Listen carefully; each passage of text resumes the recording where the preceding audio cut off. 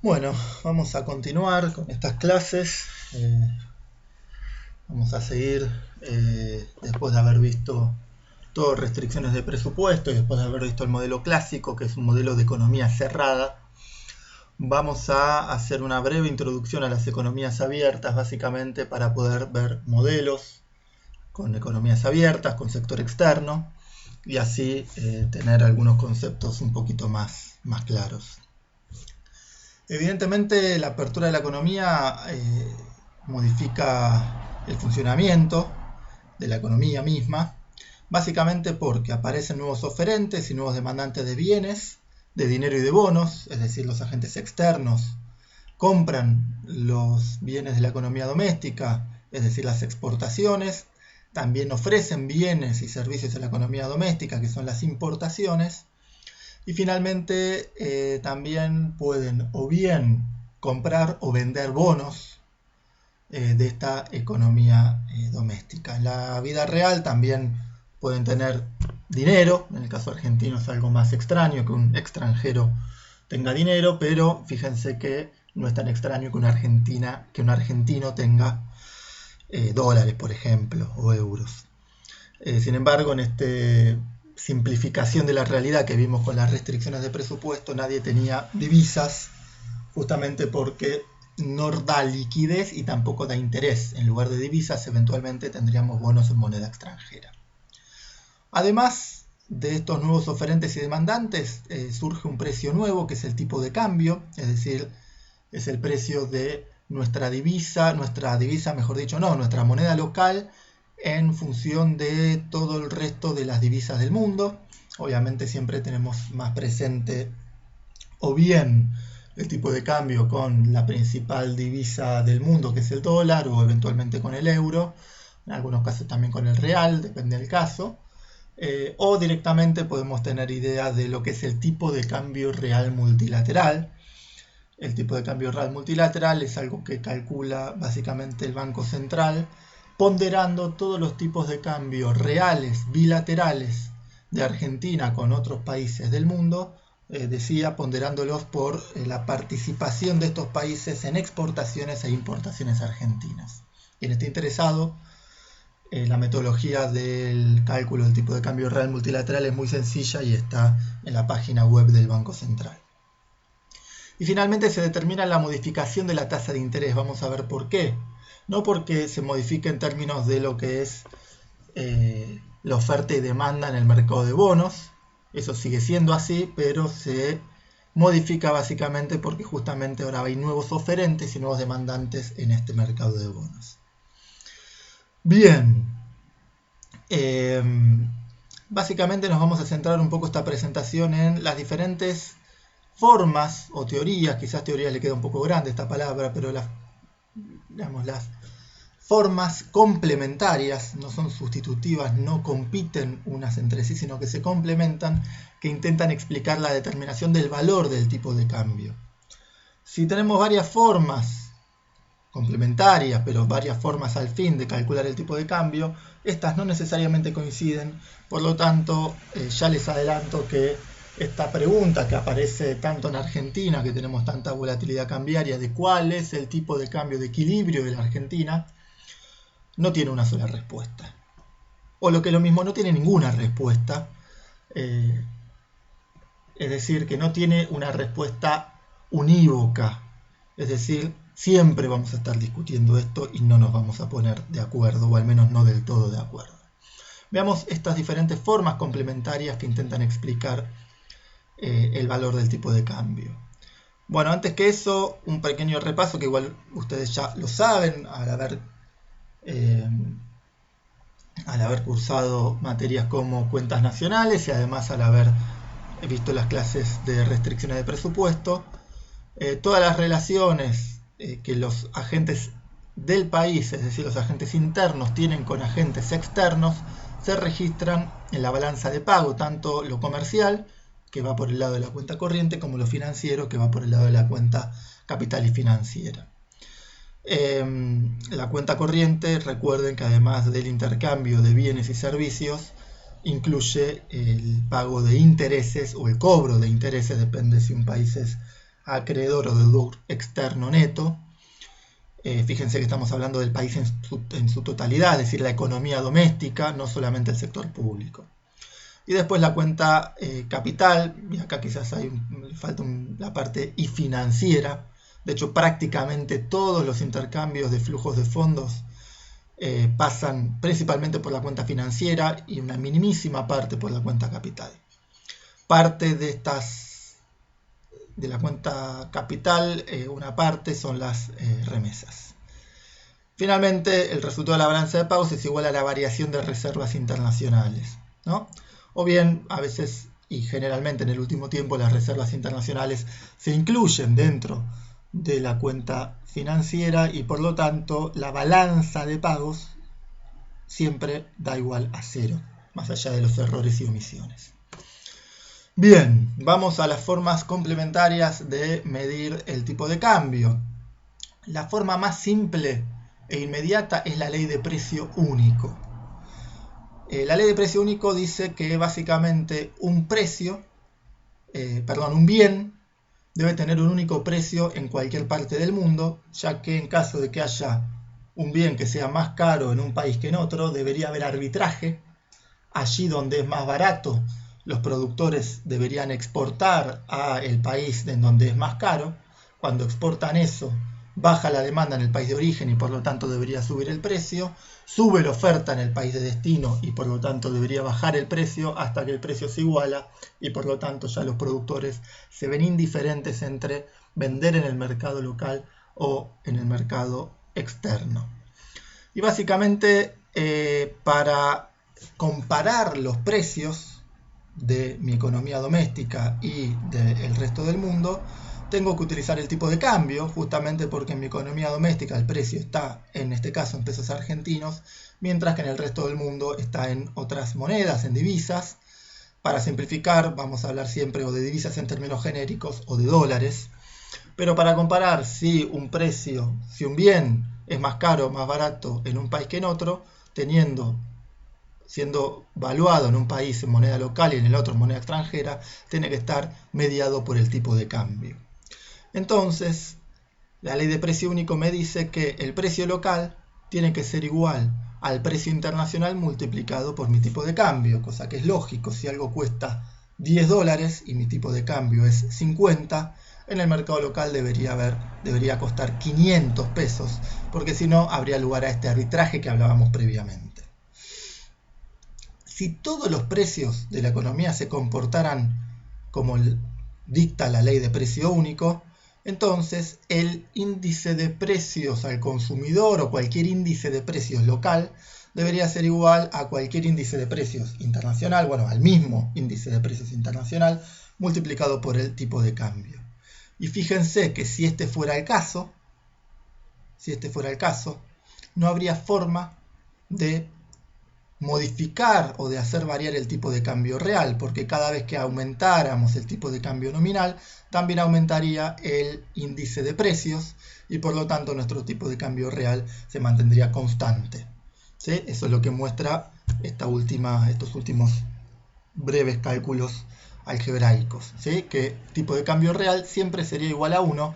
Fíjense, porque el tipo de cambio real es igual al tipo de cambio nominal multiplicado por el índice de precios internacional dividido por el índice de precios doméstico, y siempre que sube E, subiría IPC, siempre que baja E, bajaría IPC, no IPC estrella, sino el IPC local, en la misma magnitud, en la misma proporción, y por lo tanto esas variaciones se cancelarían y el tipo de cambio real siempre sería igual a 1. Obviamente, esto no es así. Sabemos que los países modifican sus tipos de cambio reales y básicamente esto no es así por varios motivos. Primero, porque las canastas de bienes con las que se generan los índices de precios al consumidor de los diferentes países no suele ser la misma. Después, porque hay barreras naturales al comercio, es decir, que el precio de un bien en Argentina no es igual que en el resto del mundo, básicamente porque para traerlo del resto del mundo a Argentina sufre costos de transporte, seguros, etcétera, que generan cierta protección en la economía y hacen que cualquier importación sea un poquito más cara que un bien producido localmente en las mismas condiciones. Obviamente, en las mismas condiciones, es importante aclararlo, porque si no, cada país debería producir absolutamente todos los bienes.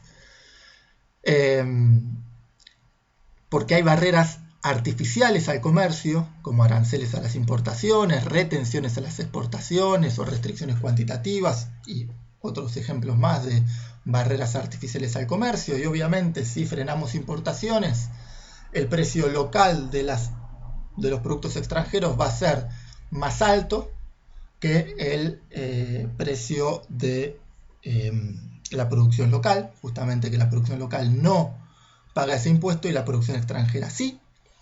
Y lo mismo con las retenciones a las exportaciones, pasaría algo similar.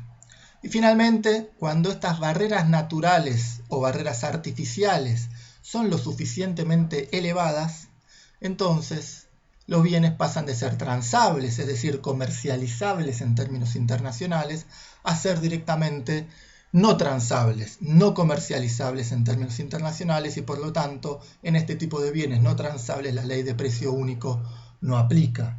Fíjense que si el servicio de peluquería es muy caro en Argentina, no vendrían peluqueros extranjeros a cortar el pelo acá en Argentina, porque es esperable que el diferencial de precio sea muy bajo para que le compense al peluquero extranjero tomarse un vuelo o cualquier tipo de transporte para venir a Argentina a cortar el pelo. Lo mismo pasa con los usuarios de este servicio. Si el servicio de peluquería es mucho más caro en Argentina, difícilmente sea tanto más caro para que nos convenga a los argentinos tomarnos el barco a Uruguay a cortarnos el pelo, ¿no? Con lo cual esas son barreras naturales al comercio que hace que el servicio de peluquería sea un bien no transable y que por lo tanto los diferentes países puedan tener diferentes precios en un mismo servicio. Y después las barreras artificiales también pueden hacer que un bien o un servicio naturalmente transable se convierta en no transable. Un ejemplo de ello es, por ejemplo, la industria que está protegida en Argentina.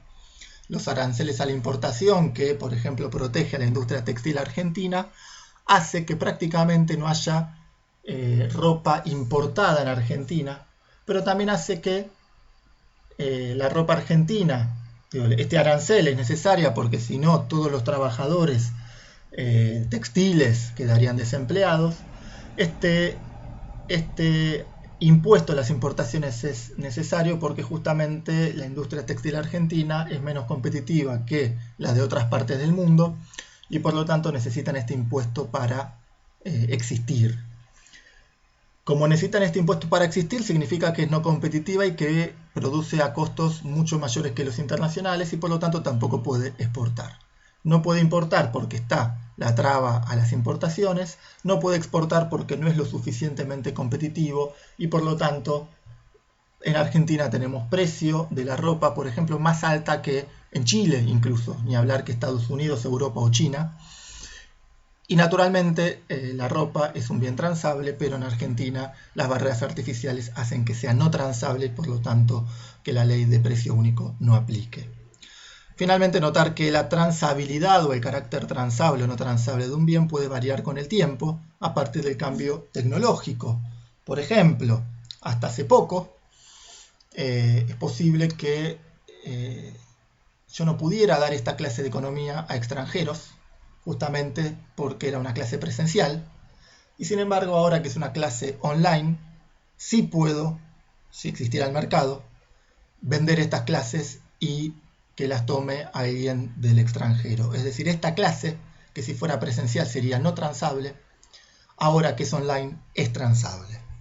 Así que si alguien sabe de alguien que esté interesado en comprar clases de macro, me avisa, por favor. Bien. Entonces, fíjense una cosa bastante interesante que se llama la paridad del poder de compra. ¿Qué significa esta paridad del poder de compra? Cuando uno quiere comparar el ingreso de la población de un país en relación al ingreso de la población de otro país, en principio tiene un problema que, por ejemplo, los argentinos cobramos en pesos, los europeos cobran en euros.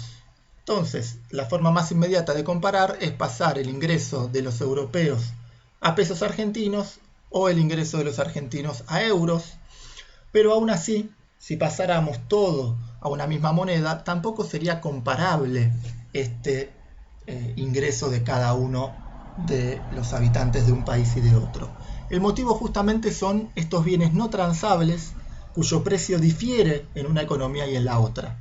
Y en particular, ahora vamos a analizar por qué, pero el precio de los no transables en las economías en desarrollo, en general, suele ser más bajo que el precio de los no transables en las economías desarrolladas.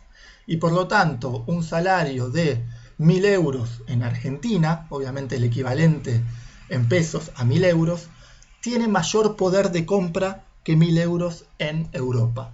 Tienen la misma cantidad de poder de compra para bienes transables, pero tiene mayor poder de compra para bienes no transables. Y el motivo es el siguiente. Básicamente esto lo vamos a ver después cuando veamos modelo TNT en forma mucho más formal, pero se los adelanto básicamente la lógica económica. Básicamente lo que tenemos es que la productividad en los países desarrollados es más elevada y por lo tanto los salarios también suelen ser más elevados en los países desarrollados. Sin embargo, la productividad suele ser mayor en los bienes transables que en los bienes no transables, o al menos el aumento de productividad la productividad aumenta más en los bienes transables que en los no transables. Si no, fíjense que, por ejemplo, este servicio de peluquería no era muy diferente hace 50 años o hace 100 años que lo que es hoy en día, y fíjense lo que sí han cambiado la producción de otro tipo de bienes. Lo mismo podemos pensar de servicio de restaurante, por ejemplo, ¿no? Cuya productividad no necesariamente aumentó significativamente o en cualquier caso aumentó mucho menos que la productividad, por ejemplo, de la industria automotriz. Entonces, cuando aumenta la productividad de un país, suele aumentar más en el sector transable que en el sector no transable. Los salarios aumentan entonces acorde a la productividad del sector transable. Sin embargo, como el mercado de trabajo básicamente está unificado, un trabajador puede ir a trabajar del sector transable al no transable sin problemas, este aumento salarial, porque aumentó la productividad del sector transable, también se traslada al sector no transable, cuya productividad no aumentó. Y por lo tanto, un sector que enfrenta unos salarios mayores y que de hecho varían en mayor medida que la productividad, es un sector que indefectiblemente va a tener que subir los precios. Esto en el sector de países no transables de países desarrollados. Esto justamente no sucede o sucede en menor magnitud en los países en desarrollo y por lo tanto en los países desarrollados los bienes no transables suelen tener un precio más elevado que en los países en desarrollo. Y entonces, para evitar este patrón y comparar realmente el poder adquisitivo del salario o del ingreso entre dos economías, se suele medir lo que es la paridad del poder de compra. A partir de la paridad del poder de compra y esta relación entre el precio de los transables y el precio de los no transables, surge una forma alternativa que es muy utilizada en modelos y que nosotros vamos a ver en futuros modelos, de medir el tipo de cambio real, que es el precio de los transables sobre el precio de los no transables. Fíjense esta formulita que tenemos abajo. El precio de los no transables justamente es el tipo de cambio nominal multiplicado por el precio internacional de los transables dividido el precio local de los no transables. Entonces es una fórmula que ya se parece bastante, es un proxy, se parece bastante a la fórmula de tipo de cambio real. Entonces, veamos una cosa, ¿qué es el efecto Balassa-Samuelson? Me adelanto una diapositiva. Fíjense, el efecto Balassa-Samuelson justamente es un efecto que indica, tienen los artículos de Balassa y de Samuelson como bibliografía optativa de este tema, lo que indica, lo que dicen Balassa y Samuelson, es que a medida que una economía se desarrolla, su tipo de cambio va haciéndose más bajo, ¿sí? Su tipo de cambio real. Y acá vemos con datos, diapositiva robada gentilmente del curso de Emiliano Lindman, Nobleza Obliga. Acá vemos que en términos generales, a medida que aumenta el producto per cápita de una economía, su tipo de cambio real va disminuyendo. ¿Por qué es esto? Fíjense una cosa, vamos a ver esto como, vamos a verlo básicamente en estas fórmulas que tenemos acá. Nosotros sabemos que el índice de precios al consumidor de una economía incluye precios de bienes transables y precios de bienes no transables, y por lo tanto tenemos que ponderar con un alfa a los precios de los transables. Alfa puede ser 10% o 90% o cualquier valor intermedio, o lo que sea, básicamente, pero siempre menor a 1, obviamente.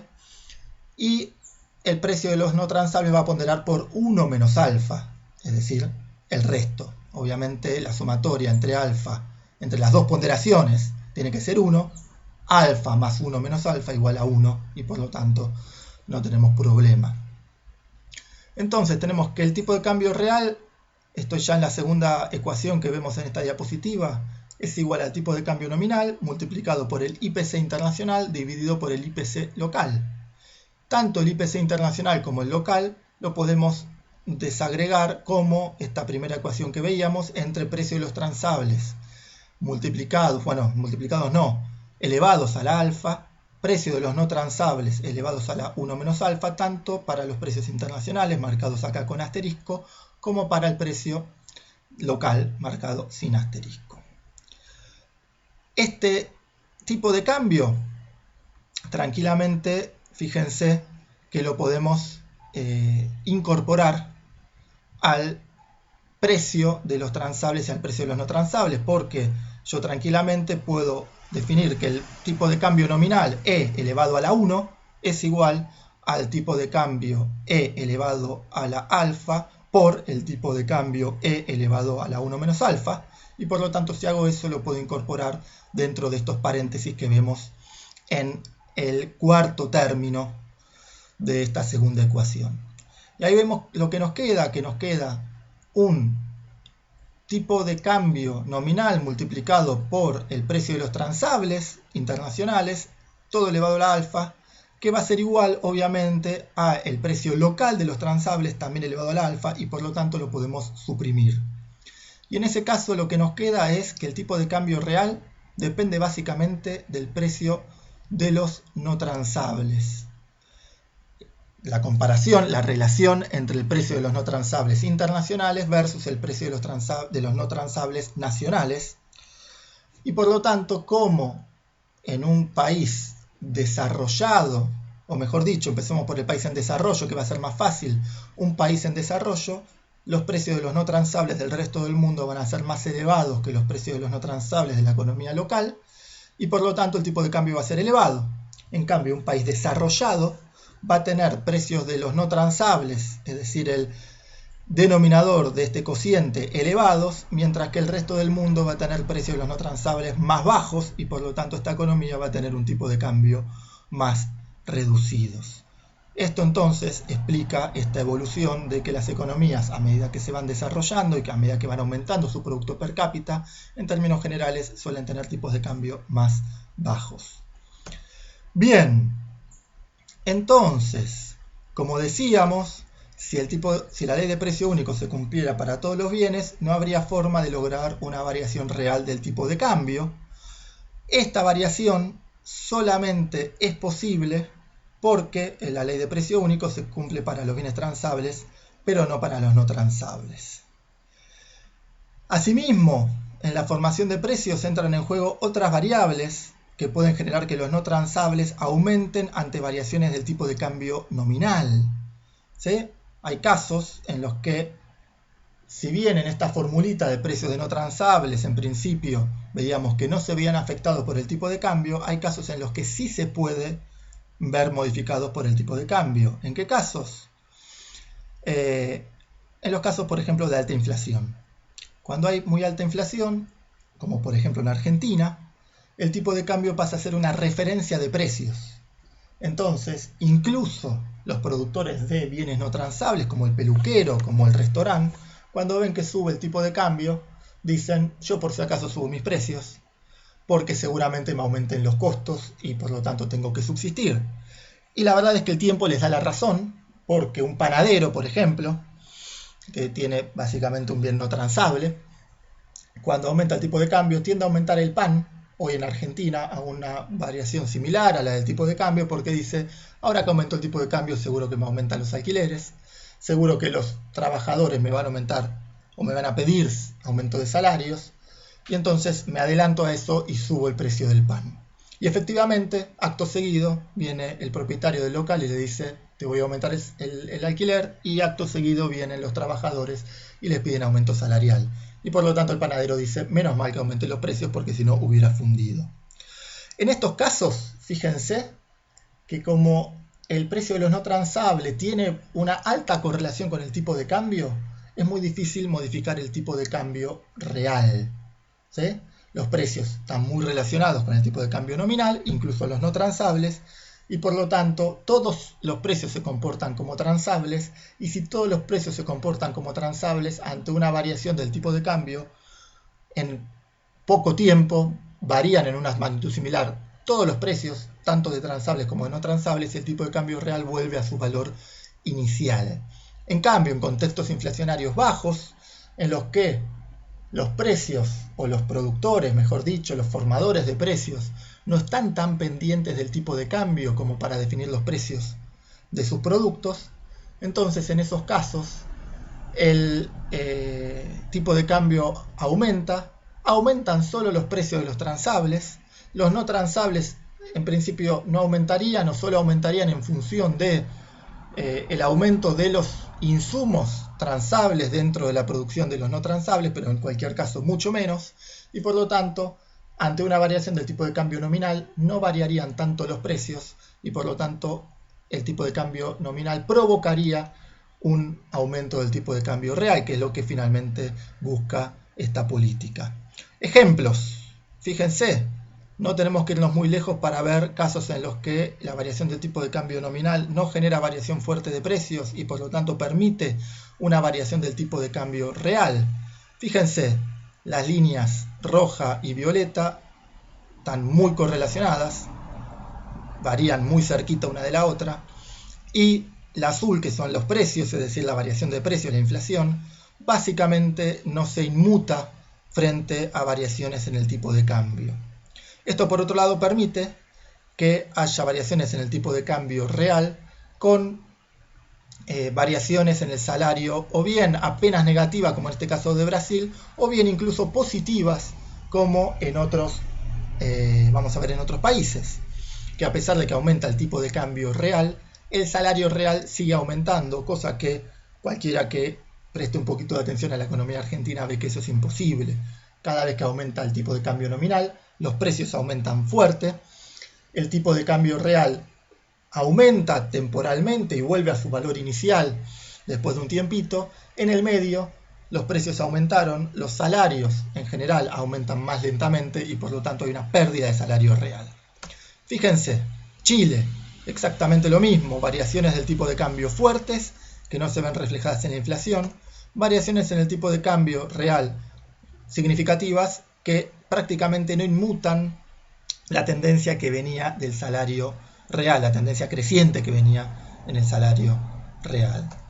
Lo mismo para Colombia, esto para que vean que esta es la norma de países latinoamericanos. Fíjense, devalúa en términos reales un 30% desde septiembre de 2014 a marzo de 2016 y sin embargo en el mismo periodo el salario real aumenta 1%, algo impensado en Argentina. Tengan en cuenta que esto le permite a estas economías ganar competitividad vía devaluación de la moneda, sin tener tanto costo en términos de los ingresos reales de los trabajadores, cosa que Argentina, por su condición de país fuertemente inflacionario, no puede alcanzar hace ya muchos años. México, lo mismo, fíjense, devalúa 41% y en el mismo periodo aumenta su salario real en 1%. Perú, algo similar. Uruguay, lo mismo. Y sin embargo, acá vamos a ver qué es lo que sucede en Argentina. Este es el dato de Argentina. Como ven, ya la línea roja y la violeta no están tan pegaditas, obviamente correlacionan porque no podría ser de otra manera, pero fíjense cómo el tipo de cambio real, que es la línea violeta, ante cada devaluación tiende a volver a su valor inicial e incluso una apreciación mayor. Y fíjense además cómo ante cada devaluación nominal, es decir, la línea roja, fíjense cómo reacciona rápidamente los precios y empiezan a subir. Y eso es lo que implica que en cada variación del tipo de cambio real, los salarios tienden a caer. Fíjense allá en enero de 2014, como devalúa Argentina en términos reales, los salarios caen. Lo mismo pasa en diciembre de 2015. ¿Sí? Con lo cual, fíjense los costos que tiene para Argentina ser una economía tan inflacionaria y que todos estemos tan pendientes del precio del tipo de cambio, del precio del dólar, básicamente, para definir los precios locales. Eso es una de las cuestiones que define el altísimo grado de dolarización que tiene la economía argentina. La dolarización de la economía no significa únicamente que se puedan hacer transacciones en dólares, sino principalmente que la gente piense en dólares. Cuando alguien define los precios locales en función de cuál es el valor del tipo de cambio, claramente está pensando sus ingresos en dólares. Eso es uno de los costos que tiene la economía argentina por su elevada volatilidad, en este caso principalmente la volatilidad nominal. ¿Sí? Es decir, que la inflación sea 50%, que el tipo de cambio pegue tantos saltos bruscos tan seguido. Bien, vamos a otras formas de medir el tipo de cambio. Una forma muy recurrente y que nos va a condicionar mucho cuál puede ser el valor de nuestro tipo de cambio y lo que es lo mismo, cuál puede ser el valor de nuestra tasa de interés. Recuerden esta trinidad imposible que vamos a ver un poquito más adelante en mayor detalle, pero ya la habíamos adelantado. La trinidad imposible que dice que en una economía con libre movimiento de capitales, o bien puede fijar el tipo de cambio, o bien puede fijar la tasa de interés, pero no puede fijar las dos al mismo tiempo y permitir la libre movilidad de capitales. Si quieren relacionarlo nuevamente con el caso argentino, justamente como Argentina busca tener un tipo de cambio relativamente bajo para no fomentar las presiones inflacionarias y busca tener una tasa de interés relativamente baja para fomentar la actividad económica, eso solo es posible con la restricción a la libre movilidad de capitales, es decir, con un cepo cambiario. ¿Sí? Entonces, veamos una cosa. ¿Qué me dice la paridad no cubierta de tasas de interés? Me dice básicamente que cuando una persona tiene ahorros y los quiere destinar a bonos, es decir, no quiere liquidez sino quiere rentabilidad, en una economía abierta va a comparar la rentabilidad que le da un bono en moneda local versus la rentabilidad que le da un bono en moneda extranjera. Entonces lo primero que va a hacer es, fijémonos en esta ecuación que tenemos acá, lo primero que va a hacer es comparar las tasas de interés. ¿Cuánto me da de tasa de interés un bono local? ¿Cuánto me da de tasa de interés un bono extranjero? Pero ahí lo que tenemos que ponernos a pensar es que si es la única variable que se fijaran los agentes a la hora de decidir dónde ponen su dinero, en qué economía, a qué economía le compran bonos, entonces tendríamos que tener todo el mundo comprando bonos argentinos, porque los bonos argentinos tienen una tasa de interés de aproximadamente el 50% y los bonos de Estados Unidos, por ejemplo, tienen una tasa de interés del 1 o 2%. ¿A qué se debe esta diferencia? Básicamente a que si uno espera que el tipo de cambio se devalúe fuertemente, entonces si yo tengo bonos en pesos y hay una devaluación, eso afecta mi rentabilidad. ¿Sí? Entonces fíjense lo que sucede. Básicamente la rentabilidad de un bono nacional debería ser igual, más o menos, porque si no debería haber arbitraje, a la rentabilidad de un bono extranjero multiplicado más o menos por la tasa de variación del tipo de cambio.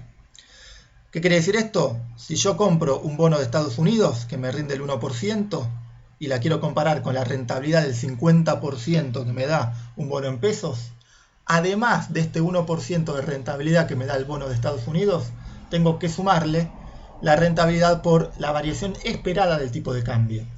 Si el tipo de cambio en ese periodo se devalúa un 50%, entonces por tener un bono denominado en dólares voy a haber ganado un 50% en pesos y además me voy a haber ganado un puntito adicional que era la rentabilidad en dólares del bono. ¿Sí?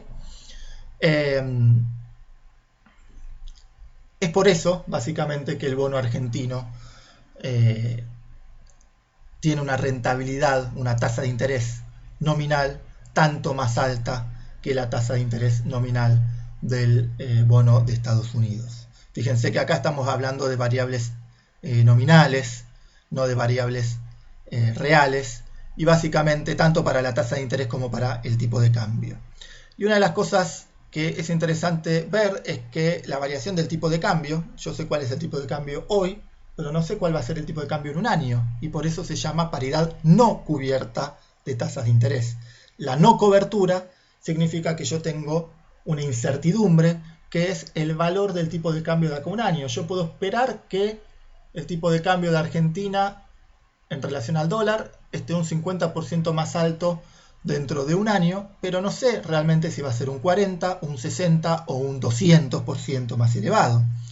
Con lo cual, acá tengo que hacer una estimación y tengo que ir viendo en qué casos me conviene poner un bono en pesos argentinos, en donde tengo una rentabilidad con certeza de cuánto van a ser la rentabilidad en moneda local, o bien ponerla en el exterior, que tengo incertidumbre. Y si yo quiero mi rentabilidad en dólares porque tengo pensado, por ejemplo, comprar un departamento, entonces la incertidumbre juega en sentido contrario. Es decir, sé cuál va a ser mi rentabilidad en dólares si pongo un bono en dólares, no sé cuál va a ser mi rentabilidad en dólares si compro un bono en pesos argentinos. Fíjense, esta formulita es básicamente lo que estábamos hablando, ¿sí? Y de hecho después les dejo unos ejercicios para que noten que esta formulita es completa y absolutamente cierta. Y fíjense que lo que estamos hablando acá es básicamente, si quieren fíjense en el último término de esta ecuación que tenemos acá, la tasa de interés local es igual a la tasa de interés internacional, mejor dicho, 1 más la tasa de interés local, es decir, cuánto capital voy a tener si yo hoy pongo mi capital en bonos. Hoy yo tengo 100 pesos, dentro de un año voy a tener 100 pesos más el interés que me den el bono local. Si el R es igual a 50%, yo tengo 100 pesos, dentro de un año voy a tener 1 más 0,5, 1,5 por 100 pesos, 150 pesos. O bien, yo tengo que ver, que comparar esta rentabilidad con 1 más la tasa de interés internacional por 1 más la tasa de variación esperada de mi tipo de cambio, que es lo que tenemos en este último término. Espero que se haya entendido, si no me preguntan en la clase online. Acá tenemos exactamente eso, continúa, fíjense, esta ecuación continúa de esta anterior, y fíjense a lo que llegamos en este segundo renglón, es que mi tasa de interés local es igual a mi tasa de interés internacional más la devaluación esperada del tipo de cambio, más un término que es mi tasa de interés internacional multiplicado por la variación esperada del tipo de cambio. Fíjense que la tasa de interés internacional primero suele ser muy baja, 1 o 2%. En términos generales, la devaluación esperada, en el caso argentino quizás no tanto, pero en términos generales la devaluación esperada de las monedas internacionales suele ser baja, y por lo tanto estamos hablando también de algo menor al 10%. Si, por ejemplo, tasa de interés internacional 1% multiplicado por 10% me da un 0,1%, es decir, un término que puede ser prácticamente desdeñable, y por lo tanto, fíjense que si suponemos que este último término se aproxima a 0, entonces acá tenemos la ecuación de la paridad no cubierta de tasa de interés, que me dice que mi tasa de interés local se aproxima mucho a la tasa de interés internacional más la tasa de devaluación esperada. Si esto es así, puedo despejar mi tipo de cambio y entonces mi tipo de cambio va a ser igual a mi tipo de cambio esperado dentro de un año dividido por 1 más el diferencial de tasa de interés. Fíjense, mi tipo de cambio de hoy va a ser mayor cuanto mayor sea la devaluación esperada. Mi tipo de cambio va a ser menor cuanto mayor sea mi tasa de interés local. Básicamente esto es porque cuando yo subo mi tasa de interés en forma exógena, es decir, ceteris paribus, ¿sí? No que subí la tasa porque se me complicó la situación económica y estoy por entrar en default, sino si de pronto una economía decide subir la tasa de interés, por ejemplo, porque tiene presiones inflacionarias, entonces el mercado local va a ser más atractivo para los capitales, tanto nacionales como internacionales, y por lo tanto van a entrar capitales. Al entrar capitales, entran dólares a la economía, al entrar dólares en la economía aumenta la oferta de divisas, al aumentar la oferta de divisas baja el tipo de cambio. Lo contrario pasa con la tasa de interés internacional. Si la tasa de interés internacional sube, el resto del mundo se hace más atractivo que mi economía, capitales salen y por lo tanto el tipo de cambio de hoy tiende a subir, ¿sí? Así como hablamos de la paridad no cubierta de tasas, también podemos hablar de la paridad cubierta de tasas. ¿Por qué? Básicamente porque a través del mercado de futuros es posible cubrirse de las variaciones del tipo de cambio. Por ejemplo, yo hoy puedo comprar lo que se llama una opción que me dice que yo, por ejemplo, le compro una opción a cualquier otro agente, sea privado o público, que yo al marzo de 2021 voy a tener la opción de comprar $1 a 130 pesos. ¿Sí? Obviamente, si dentro de un año el dólar vale 150 pesos, yo voy a ejecutar esta opción porque me conviene comprarlo a 130 en lugar de a 150 en el mercado. En cambio, si el dólar se ubica en 110 dentro de un año, no voy a ejecutar la opción porque obviamente me va a resultar más caro comprar $1 a 130 que $1 a 110. Entonces, no voy a ejecutar la opción. Obviamente comprar este tipo de opciones, como son opciones no obligatorias, cuesta un poquito de plata, ¿sí? Pero en cualquier caso, lo que me interesa ver acá es que si una empresa, por ejemplo, quiere cubrirse frente a la incertidumbre de la variación del tipo de cambio y sabe que va a necesitar, por ejemplo, pagar una deuda en dólares dentro de un año y hoy por hoy no sabe cuánto va a valer en pesos esa deuda en dólares, tranquilamente puede comprar una opción para fijar el precio máximo al cual compraría los dólares dentro de un año. Y entonces ya se queda tranquilo que al menos como máximo va a comprar dólares a ese precio y en el mejor de los casos va a comprar dólares a un precio menor. Entonces se elimina la incertidumbre. La diferencia entre la paridad cubierta y la paridad no cubierta de tasas de interés, fíjense que es que ahora la variación del tipo de cambio que tenemos en la primera ecuación no tiene el supraíndice E, es decir, ya no es esperado, sino es con certeza. O lo que es lo mismo lo que tenemos abajo, mi tipo de cambio de hoy aproxima a el valor de la opción dividido, lo mismo que la vez pasada, 1 más el diferencial de tasas de interés nacional versus internacional. Bien, entonces, ¿la paridad de tasas de interés se da, se cumple en la realidad o no se cumple? Generalmente no se cumple. Tienen para eso una bibliografía optativa en este tema, que es una tesis de maestría que se hizo en el marco de la maestría de Economía de la Universidad de Buenos Aires, nuestra misma universidad, nuestra misma facultad, de Jorge Neiro, en la que demuestra, entre otras cosas, que la paridad cubierta o no cubierta de tasas en la realidad no se cumple. Los motivos, por un lado, porque hay imperfecta movilidad de capitales, entonces a veces se impide este arbitraje de tasas, o también puede pasar porque hay otros riesgos que no consideran la paridad no cubierta de tasas, como el riesgo de default. Obviamente que lo podría considerar el riesgo de default sin problemas, ¿sí? Por ejemplo, el ejercicio 1, les doy los datos del capital inicial que tiene una persona, del tipo de cambio inicial y el tipo de cambio esperado, de la tasa de interés internacional, y acá les muestro paso a paso cómo podríamos llegar a cuál es la tasa de interés local. Esta persona con $100 tiene dos posibilidades. Una, directamente comprar un bono en dólares al 10% y por lo tanto un año después va a tener $110. La otra es vender esos dólares, comprar pesos, comprar un bono en pesos, obtener la rentabilidad en pesos y después con esos pesos comprar dólares. Espera este agente que lo va a poder comprar a 12. Fíjense, paso a paso, que si y solo si la tasa de interés local es igual a 32%, este agente va a ser indiferente entre poner un bono en pesos o un bono en dólares. También lo que pueden hacer es estos datos que les doy en el ejercicio 1, reemplazarlos en la segunda ecuación que vemos acá, el segundo renglón de ecuaciones, y van a ver que RT les da igual a 32%. Y les doy un ejercicio 2 que es con probabilidad de default de un 10% y también con una probabilidad de recupero del 50% en caso de que caiga en default. ¿Qué significa esto? Como ustedes saben, al ser argentinos, cuando una economía cae en default no es que no paga nunca más y que no paga nada.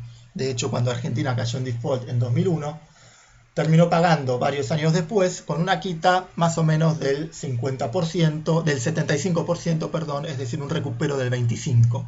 Acá estamos suponiendo un recupero del 50%, lo que significa que si esta economía cae en default, que tiene un 10% de probabilidad de caer en default, entonces se espera que se recupere el 50% de lo invertido. Un poquito más complejo simplemente, y obviamente como hay probabilidad de default positiva, en el ejercicio 1 podemos suponer que la probabilidad de default era igual a 0. Cuando hay probabilidad de default, evidentemente la tasa de interés va a ser un poco mayor. Fíjense que en este ejemplo de la diapositiva 28 la tasa de interés es 32, en el ejemplo de la diapositiva 29 es casi 39. Es decir, cuando hay probabilidad de default aumenta la tasa de interés. Bien, ya terminando con esto, vamos a analizar un poco los tipos de cambio, los regímenes cambiarios que hay en una economía abierta. Seguramente ustedes buena parte de esto ya lo sepan, pero hay diferentes regímenes cambiarios y hay muchísimos más. Hay tantos regímenes cambiarios como a uno se le puedan ocurrir, pero vamos a hablar básicamente de 5 principales que ahora les pasaré a comentar. El primero es un tipo de cambio fijo. Obviamente un tipo de cambio fijo ya lo conocemos, el Banco Central compra todos los dólares que entren a la economía a un precio determinado, vende todos los dólares que quieran salir de la economía a ese mismo precio y por lo tanto, si el Banco Central tiene suficientemente fuerza, tiene suficientes reservas, entonces no hay motivo por el cual un agente pueda comprar o vender moneda extranjera a un precio diferente a este y por lo tanto el Banco Central fija el tipo de cambio. ¿Sí? Acá lo tenemos, básicamente está explicado acá. El tipo de cambio ajustable básicamente es el tipo de cambio fijo cuando el Banco Central no asegura que lo va a tener fijo durante mucho tiempo. Es decir, uno puede tener un tipo de cambio fijo, como en la convertibilidad, que el Banco Central decía, el 1 a 1 llegó para quedarse, nunca vamos a modificar esta paridad cambiaria, sería un tipo de cambio fijo, pero también podría ser un tipo de cambio ajustable en el que el Banco Central diga, hoy te fijo el tipo de cambio en 1, mañana no sé, veremos. Te puedo fijar el tipo de cambio en 1,10 o en 0,90, pero no sé exactamente cuál va a ser y por lo tanto te deja esa incertidumbre. Y el tipo de cambio reptante es un tipo de cambio ajustable cuyas variaciones están fijadas de antemano. Ejemplo argentino, la tablita de Martínez de Oz. El tipo de cambio iba variando un porcentaje determinado mes a mes. Es decir, el Banco Central puede decir, voy a ir devaluando el tipo de cambio un 10% por año. Si hoy el tipo de cambio es 10, en un año va a ser 110. Perdón, si hoy es 10, o mejor dicho, si hoy es 100, el tipo de cambio en un año va a ser 110, en 2 años va a ser 121 y así sucesivamente. 10% por año, pero dentro de ese año, perdón, dentro de ese año, básicamente el tipo de cambio se mantiene fijo. Fíjense que si esto lo hacemos en lugar de año tras año, mes a mes, o en el extremo día a día, aunque ya es demasiado, pero si lo hacemos mes a mes, es decir, que el tipo de cambio nominal fijo, el Banco Central lo va modificando según la tasa de inflación de cada mes, 1% un mes, 2% otro mes, o eso en el caso argentino que tenemos inflación elevada, pero en el caso de otras economías con inflaciones bajas, 0,2, 0,3% por año, lo que estaría haciendo es fijando el tipo de cambio real. Cuando mi economía tiene una inflación del 0,3, mi tipo de cambio nominal aumenta 0,3 de forma tal de dejar mi tipo de cambio real fijo. Esto obviamente suponiendo que los precios internacionales se mantienen fijos. Finalmente no. Además tenemos un tipo de cambio flexible. Esto igual lo tienen bien detallado en la bibliografía y tampoco me interesa tanto explicarlo en extensión porque ya lo tienen ahí y básicamente lo pueden leer y creo que está claro y además creo que son conceptos que ustedes ya manejan. El tipo de cambio flexible es un tipo de cambio en el cual el Banco Central no interviene en el mercado de cambios. Está bien, puede ser un tipo de cambio de flotación limpia, es decir, que no interviene para nada, o un tipo de cambio de flotación flexible, pero de flotación sucia, que a veces interviene y a veces no. Y no se sabe cuándo interviene, cómo, de qué manera, si sosteniendo el tipo de cambio o al contrario, haciendo que suba. Entonces deja esa incertidumbre, es decir, el Banco Central puede intervenir en cualquier momento en el mercado de cambios, pero no se sabe para qué lado, si en posición compradora o en posición vendedora de divisas. Lo mismo aparece acá, por ejemplo, una forma particular de flotación sucia es lo que tenía Argentina de este tipo de cambio de flotación limpia, pero entre bandas, es decir, cuando el tipo de cambio se encuentra dentro de las bandas que fija el Banco Central no interviene y deja que el precio se defina según la oferta y demanda privada de dólares.